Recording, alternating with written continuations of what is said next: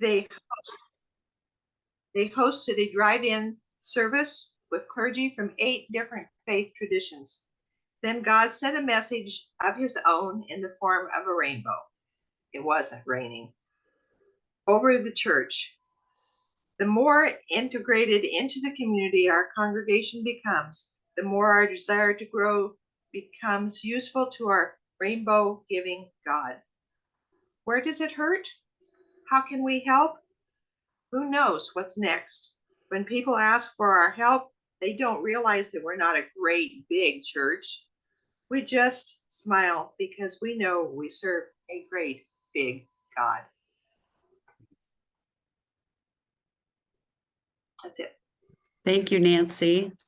Chapter 12, I hope as you read it, you kind of put alongside their experience, the experience of your congregation with COVID and how you became a virtual congregation almost overnight. And, you know, one wonders where we would be today if we had not had to adapt to the COVID experience, because many congregations are still doing virtual as well as in person, and are finding that there's a whole ministry virtually that perhaps they had not even been aware of. Their last normal Sunday before the pandemic was March 15th, 2020. And she said, we determined together to be the church that stood beside others and prayed with them, giving our children memories of what faith looks like that would last a lifetime. And so they looked at what they had, and you know, the first thing that she talks about is that they looked at their parking lot, and with an excellent Wi-Fi connection, what could they do? And when a family pulled up to do schoolwork in their parking lot, it occurred to her that our parking lot might be able to be used for worship services. And Rochelle, you did a drive-in worship service for a period of time during the pandemic, didn't you? We did, yes. Maybe you'll share. Oh, and so did Miriam, your church. Yeah. Oh, did Miriam? Okay, good. Well, maybe you could, I'll stop quicker than I intended to. So maybe you could share a little bit about how that was for you, you know, because you were online on that. I thought that one of the things that impressed me was because they had experimented with new things or different things or out of the box things before the pandemic hit, she felt like they were better equipped to be able to handle the kind of changes that the pandemic brought. And I thought that really interesting, because back to Bill's devotion, if you're stuck in that first period of time where everything in the past has to be ritualized and made immortal, you know, you don't think outside the box, you don't think about creative things, you don't think about trying something. And I marvel that they just would try something even if they thought it might fail, because it might succeed. And you know, that kind of expectation was a refreshing open door, because I remember as a settled pastor, you know, when you get an idea and you think it's something we ought to try, then you have to move heaven and earth to get people to be willing to try it, you know, because we've never done it that way before. The drive-in worship became new ways of thinking about our church ministry, she said. And then she writes about how that expanded in so many different ways. And, you know, their theme is connecting you to Christ and the community. It's in their commercial, it's in the signs outside their church, it's in what they do when they're on Channel 5 News. They've caught something in that phrase that I think is worth exploring in terms of the divine connection and the horizontal connection, and being unabashed about it. That's part of Don's, I think, Southern Baptist heritage and gift to us, is a, you know, don't be embarrassed about the spiritual connection, because that's who we are. And that became really clear as they, she said, in-person connection, following Jesus together, loving each other, and serving others in Jesus' name are the main things. And I was impressed by how their elders shifted in their way of taking care of the congregation, how they moved from monthly contacts to weekly contacts, and how they mobilized themselves for the elderly in their congregation and the special needs that they had. If you've ever been to a drive-in service, when I was in Florida for a general nominating committee for the denomination, we went to the drive-in church in Florida. And it was so interesting because the amens were the honks of the cars. I mean, it just created a whole different kind of freedom in that situation. And they had some of that experience as she said they honked with love and cheer at anything worth amening in our announcements, sermons, or the music. That would be interesting. We don't hear many amens in disciple churches, but if you're driving in, maybe you hear more honks. I'm not sure. And she closes with how she and Joe were spoiled by the church because the church took a concern for them in that period of time when congregational members knew that the ministry was more difficult. This is October, the week of ministry, the month of ministry, when disciples are encouraged to say thank you to their pastors. It would be interesting to, if you haven't read the chapter, look at those 2 or 3 paragraphs where some of the things that they did for them. And then they delayed their sabbatical, and then when they took it, they got a letter in the mail with a whole bunch of fun gift cards for the 2 of them to enjoy while they were on their sabbatical.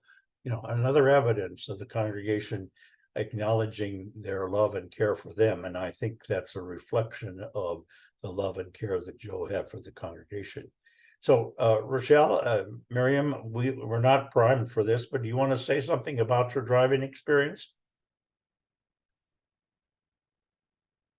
You go first, Miriam. I'm through. I'm through. All right. So, excuse me. So my first Sunday was the Sunday that Washington State shut down. That was my first Sunday at Northwest Church. So we immediately had to pivot to something. So, but let me back up to Florida. I am from Florida. The church that she is referencing, I think, is the Daytona Beach Drive-In. But for many years, and I think it still continues, Central Christian Church in Orlando also had a drive-in church, and my husband was the pastor there. So we had a lot of experience with drive-in churches, at least the concept of it. Daytona Beach is strictly a drive-in church, so it's a different animal, and they do a great job. Orlando Central was the 8:30 service was drive-in. It was on a lake, beautiful setting, and then the later service was inside. So at the time, we went Facebook Live for a few weeks, and then we said, let's try the drive-in because the summer months were here, and the weather was good. So but it takes a lot of volunteers, right? It took us a little bit to figure out, when we have a nice parking lot, so that was a blessing. But bringing in the music, the microphones, the speakers, the pulpit, it takes a village. And we did that as long as we could until the weather turned, and we had to.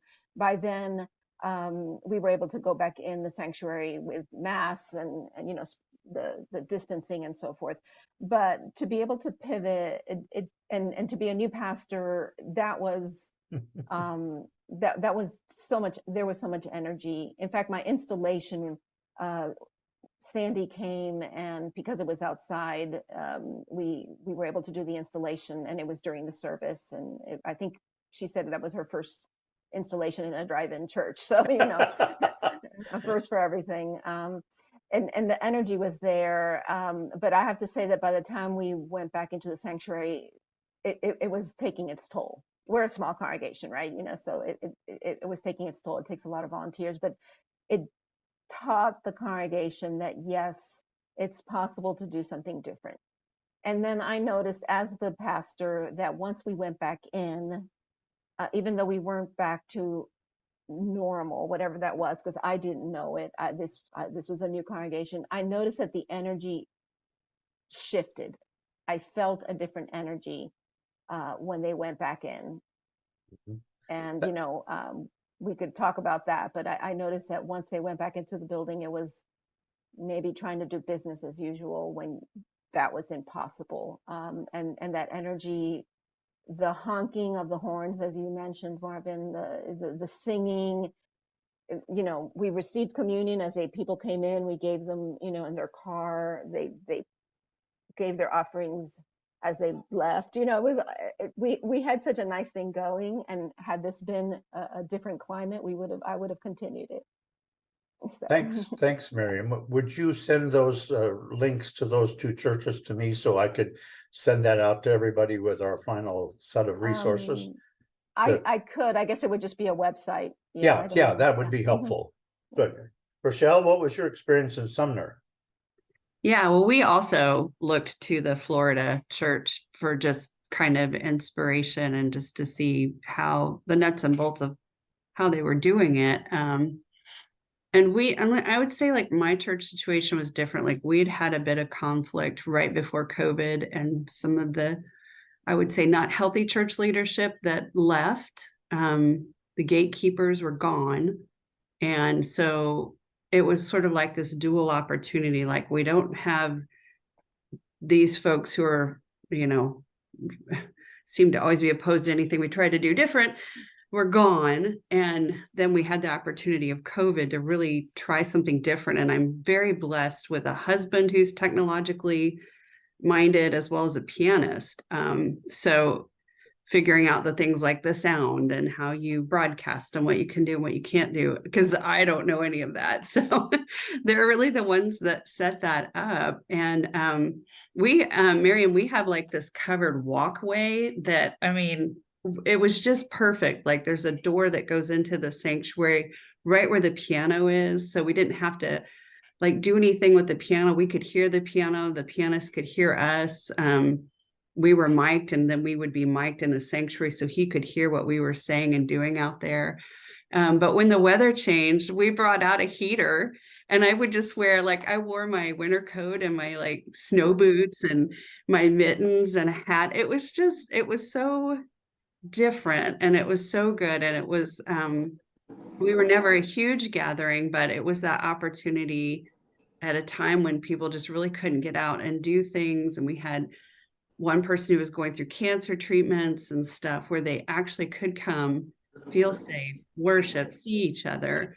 And we just kind of all look back on that and really cherish that time, because it was really special time. And like you said, when we came back into the sanctuary, and it was interesting because people that just kind of disappeared during COVID that came back when we were in the sanctuary, and that expectation that it's just, you know, now it's going to be like it was. And it's like, well, it can't be like it was. So, but it was a really good time.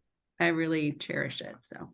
And Rochelle, while you were doing the outside service, you still did a virtual service later in the morning inside as well. So you had two opportunities, right? Yeah, it's funny because we just changed our worship time, and we were like, why did we ever go to 10:15? That's such a weird time. And then I was like, oh, we did that during COVID because we had the drive-in service first, and then we needed this gap to, you know, pivot to doing the live stream. So yeah, we did two services on Sunday mornings during that time. I just wanted to share that I was one church away from the church in Daytona Beach, Florida, that was the original drive-in church with the, you know, that was in the drive-in movie theater. And so we were always like, before COVID, we were always like in competition with this drive-in movie church that had like crazy numbers of people every Sunday. But they were transient. They were, you know, people who were on vacation, people who were, you know, worshiping in their bathing suits and then going straight to the beach. And it was like their population was so weird, and their way of worshiping was so different. And like we couldn't put our minds around it. And they would have strange activities at their church. Like they would have like a car show, and it would be like this thing that, yeah, the car show weekend is coming up, and we can't do anything around that weekend ecumenically or within the region because the car show weekend's coming up. And we'd be like, what are you talking about, car show weekend? And Yeah, and so like when COVID came, like immediately I was on the phone. I was like, tell me your secrets. And they're like, AM/FM radio, you've got this, you've got this. And yeah, but I just remember thinking like, I can't believe like this, concept that's been so like, niche for them has suddenly become like they are fielding calls from across the country.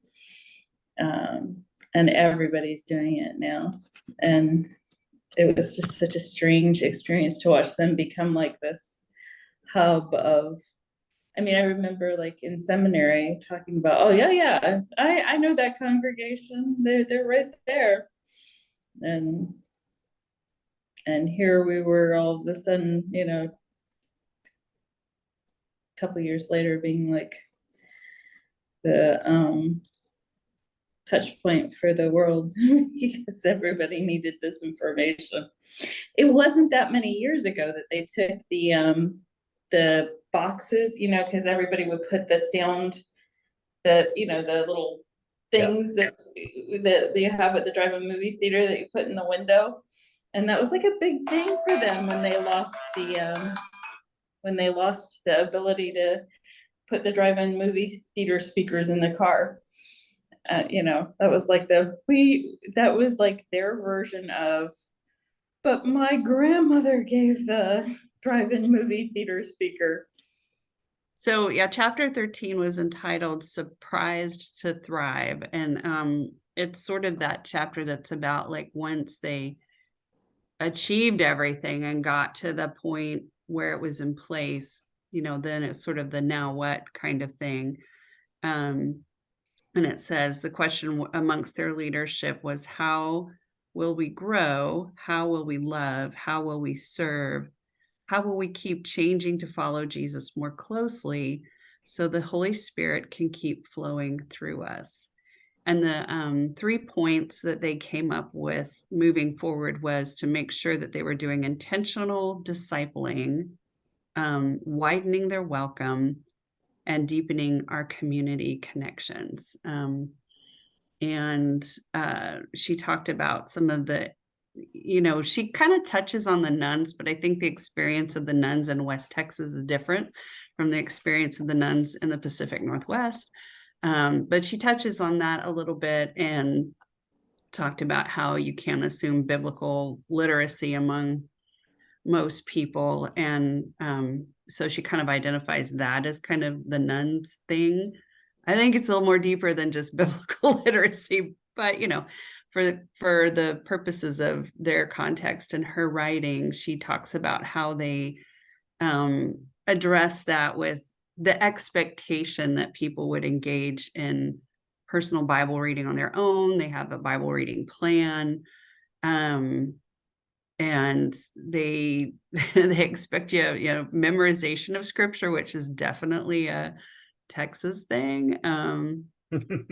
Yeah, and I was never very good at it, so I never won Bible bowling at the my Baptist friends' churches. I flunked at that. So, but just, I mean, I think the part was that they kind of created this culture of expectation, like this was what we expect of you as a member. And then she talks about different ways that they would connect intentionally and voluntarily and involuntarily.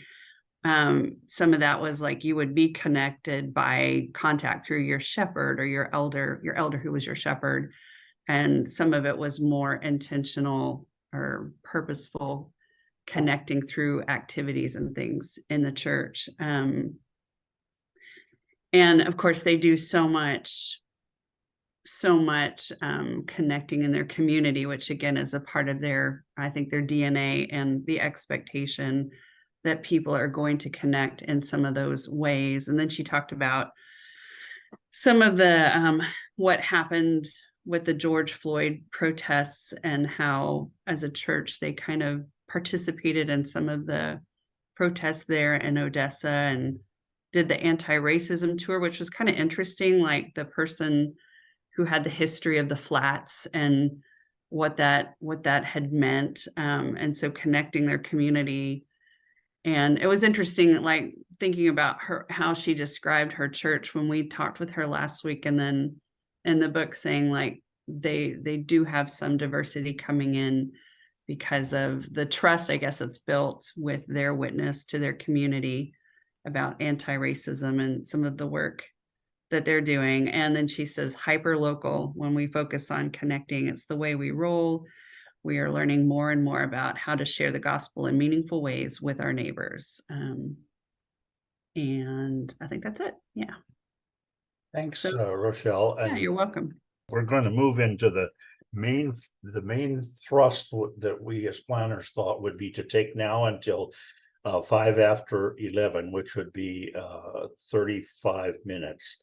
And hopefully we've generated interest and creativity and questions and reflections on where you are as either a pastor of your church or a lay person in the congregation of which you're a member.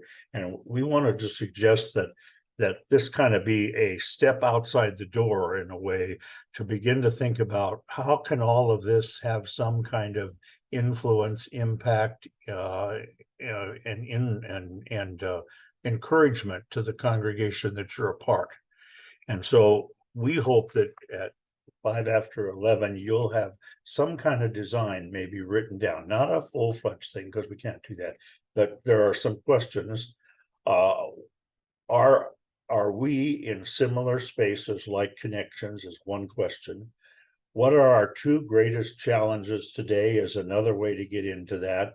I would say our biggest obstacle or obstacles are, this is the faith question. I believe God is moving our congregation to whatever. And then what might we do, goals, what possible next steps, timeline, you may be saying, I want to get 3 of our leaders together in the next month over coffee so I can share with them what this series has meant to me and encourage them to think about how it might apply to our congregation. That's one example. What information will we need? That's the resources question. And who might join me in prayerful consideration about what our congregation needs to do? And that's the collaborators issue. So Bill's going to divide us. So, like Marvin said, all of Renton will be together, and Marvin, I'm going to put you in the room with them. Okay. With the Renton folk. Those from the Salish Sea area, if you remember, we're broken into 4 areas. Will be Jenny, Mary, Susanna, and Rochelle. I'll put you in with that group. And then the outliers, which would be Chris from Spokane, Miriam from Richland, and Mitch way over in Port Angeles. You're the outliers, and we'll all be together. I'll be in that group with you once we divide up. So that's kind of the way it panned out once everybody got on board. Okay, we'll see you all in 30 minutes.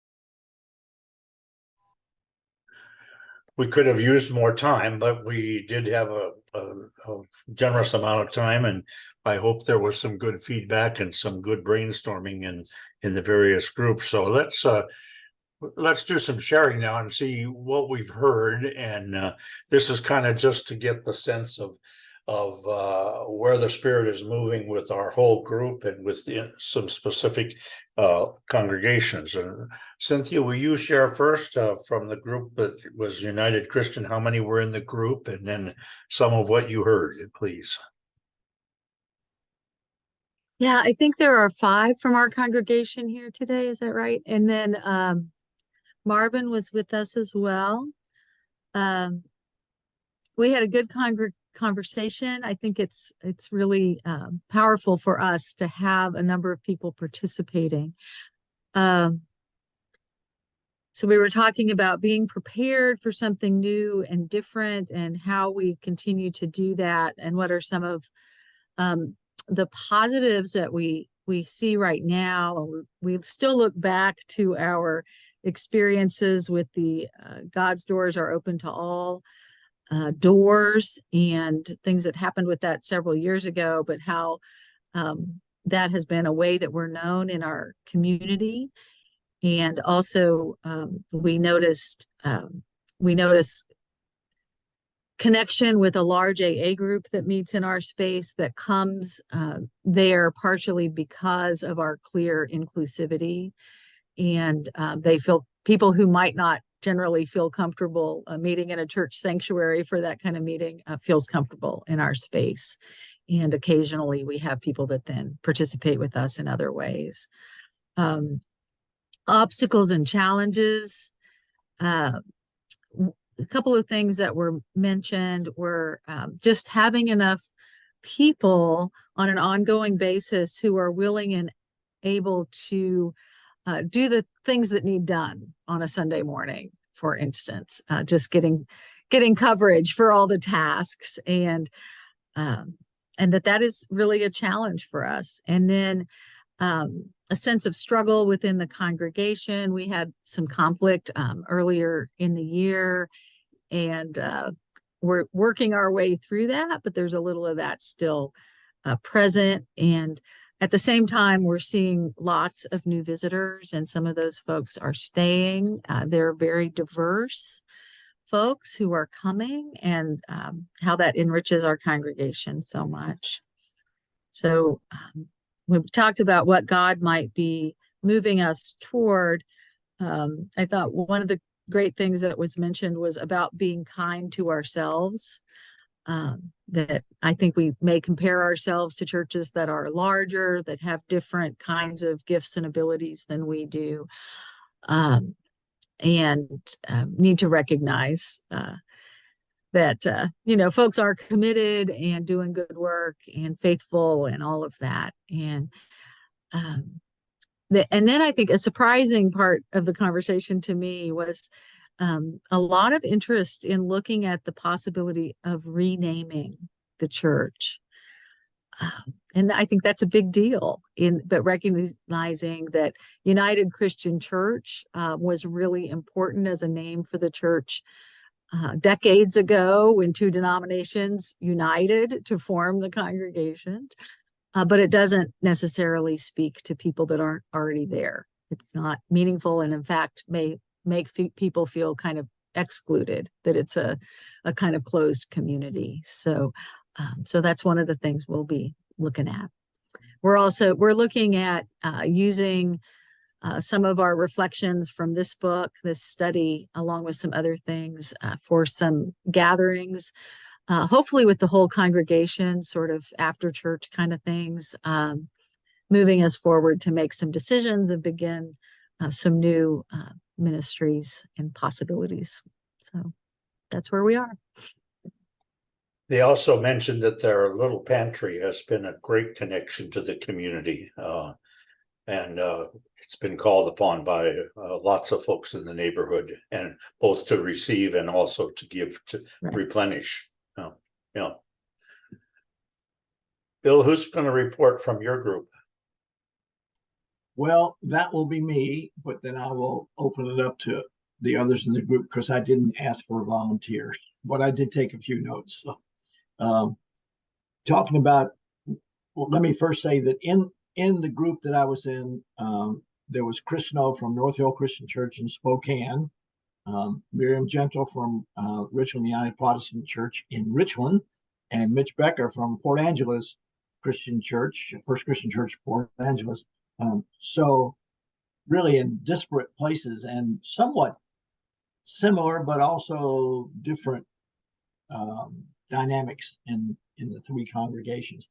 So asking which felt like they were in a similar space, like connections was, Chris felt like North Hill possibly is, whereas Miriam and Mitch neither felt like they were in their congregations are in the position that Connections is in similar spaces. Connection talked about the greatest challenges that we're facing today, and one of the things we talked about kind of in depth was the changing role of pastors in our congregations, from traditional caregivers and comforter to becoming a change agent for the congregation, and how difficult that can be, and the willingness as the pastor to talk about secular issues in the church that may have been kind of sacrosanct before. That you don't talk about these things in church, but having the prophetic voice to talk about some of the secular issues that are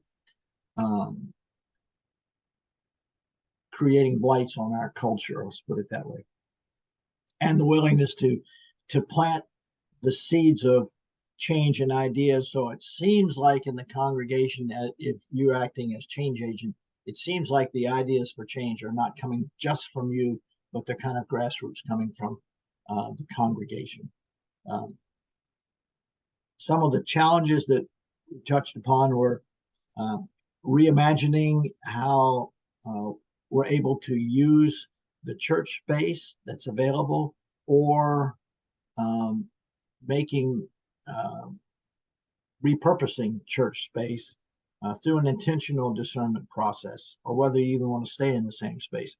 And challenge is, how much can a pastor push a congregation to move toward these changes? Didn't come up with any particular action plans. Of course, it was 3 different congregations, but I thought something that came up toward the end of our conversation was interesting, and then hearing what Cynthia had to say, it's even more interesting, because the idea of creating some kind of template that disciples congregations and UCC congregations could use as they talked about the possibility of merging and becoming something new. And I think about Renton United, which did that in times past, and Lake Washington Christian Church that's in the process of doing that now, but it's a long-term process. Rochelle? Well, we had a free form conversation.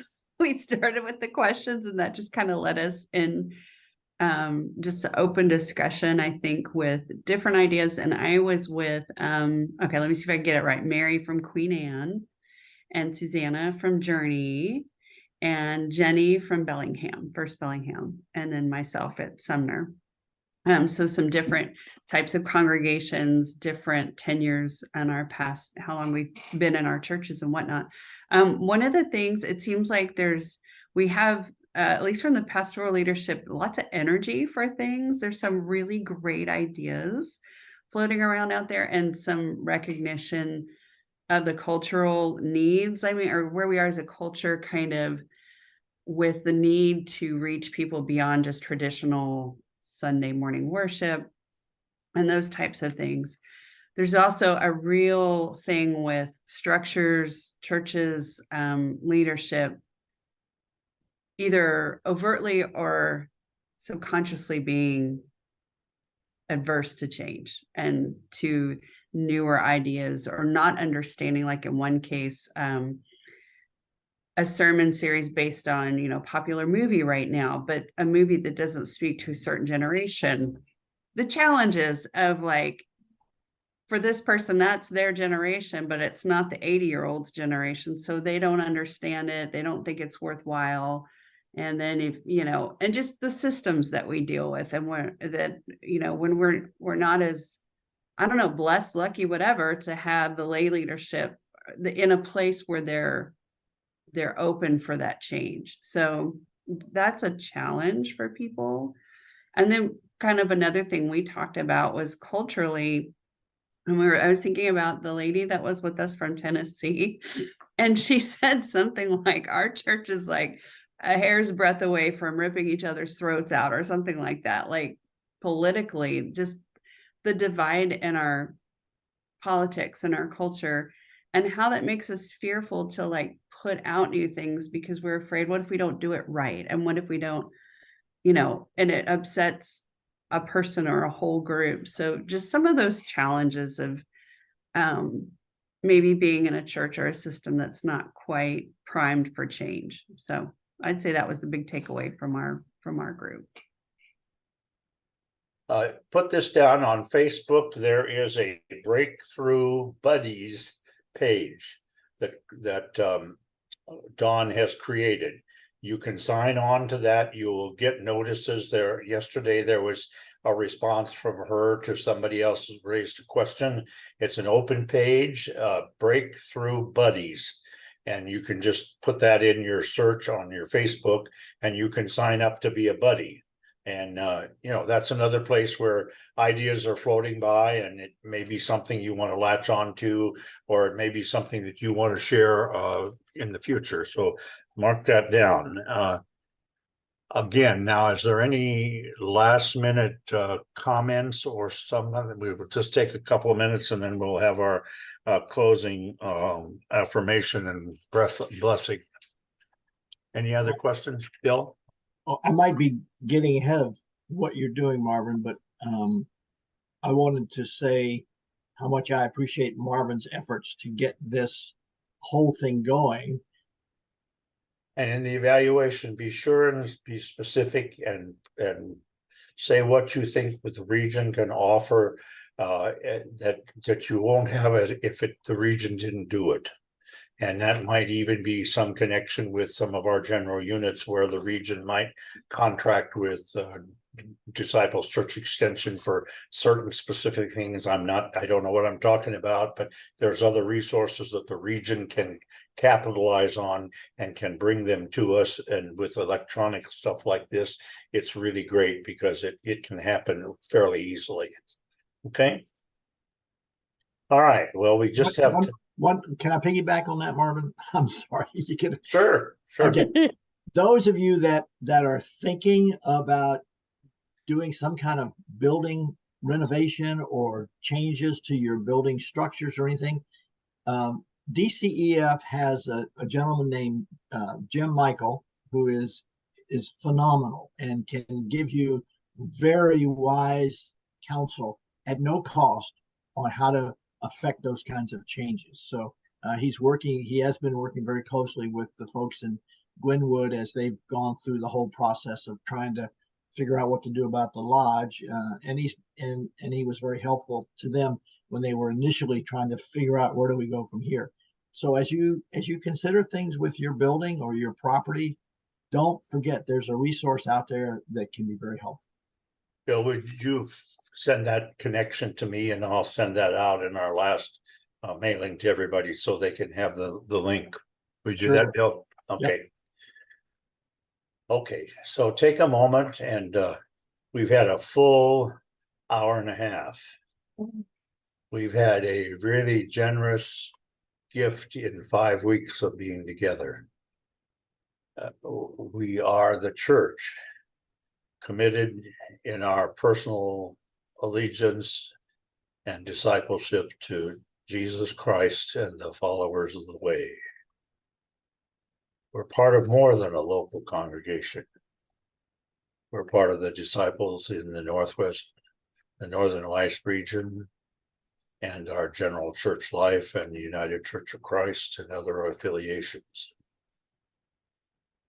Breathe that in and breathe that out. One more time. Breathe that in fully and breathe that out. May the Lord bless you and keep you. May God's face shine upon you and be gracious to you. May God give you grace never to sell yourself short, grace to risk for something big, for something good, grace to remember that the world is now too dangerous for anything but truth and too small for anything but love. So may God take our minds and think through them, our lips and speak through them, and our hearts set them on fire. In the name of the Father, and the Son, the Holy Spirit. Amen. Amen. Amen. Nice. Very nice. Amen. Thank you, Bill, Rochelle, especially Marvin.